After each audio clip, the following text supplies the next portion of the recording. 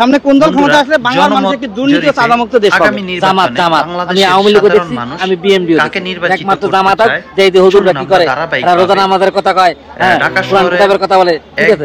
এই যে হুজুররা দুর্নীতি করলে তো আওয়ামী লীগের মতো লাগবে সংগ্রহ করে চাঁদাবাজদের জ্বালায় অতিষ্ঠ হয়ে গেছে। ভোট দিবেন না?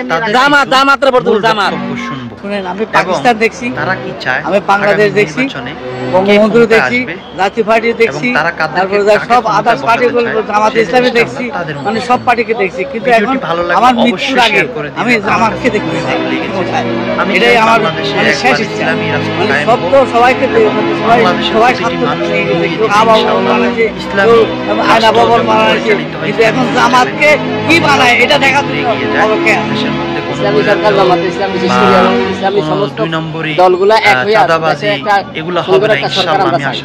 এরা কি চাঁদাবাজি বা দুর্নীতির সাথে যুক্ত না?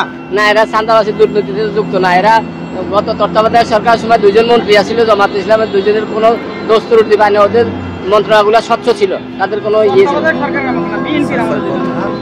হ্যাঁ, তত্ত্বাবধায়ক সরকার ধরছে, গত তত্ত্বাবধায়ক সরকার না ধরতে পারে না। আর আওয়ামী লীগের সব পালাইছে, এই জন্য এই জামাত ইসলামের দরকার। জামাত ইসলাম একবার উচিত না? আপনি ভোট দিবেন না এমনি চিন্তা করেন ভোট দেবো? এরা কি দুর্নীতি করবে না? এরা কি চাঁদাবাজি করবে না? এটা দেখতে হবে।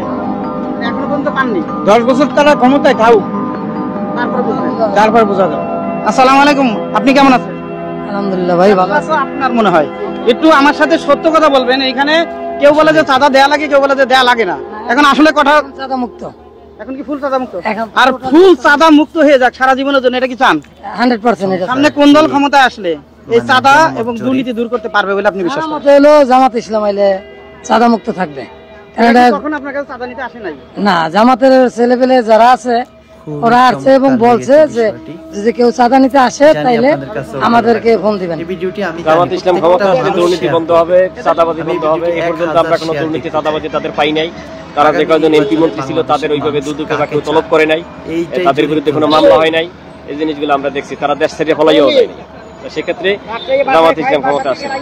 এর সাথে আপনাকে আর একটু অ্যাড করি, সেটা হচ্ছে কি বাংলাদেশ থেকে যত বড় বড় দুর্নীতিগুলো হচ্ছে এগুলো কিন্তু রিক্সাওয়ালা এসে করে না বা কৃষকরা করে না, শিক্ষিত মানুষের কলমের দ্বারাই হচ্ছে। এই শিক্ষিত মানুষগুলো কবে শিক্ষিত হবে? এই শিক্ষিত মানুষের নৈতিকতা চেঞ্জ না হলে এগুলো পরিবর্তন হওয়ার সুযোগ নেই। এদের আগে নৈতিকতার পরিবর্তন হতে হবে।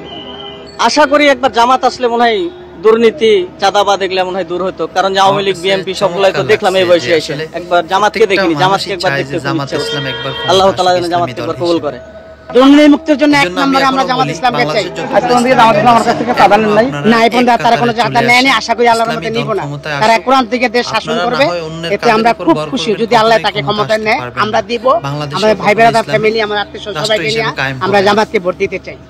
এই রাস্তা দিয়ে আসলাম, কেউ বললো চাঁদা দেয়া লাগে, কেউ বলে দেয়া লাগে না, কোনটা সত্য? এটা স্যার সবকিছু এটা বলা যাবে না স্যার, এটা সমস্যা।